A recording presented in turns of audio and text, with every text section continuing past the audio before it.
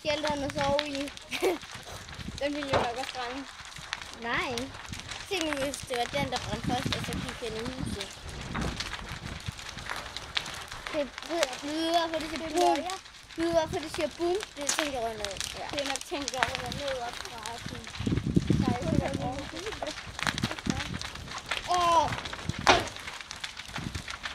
Røgforgiftning! Altså, det virkelig går stærkt, det er. Prøv at se det lige før, det var der slet ikke ind til her. Jeg får det varmt. Det er ligesom at være på bag til det.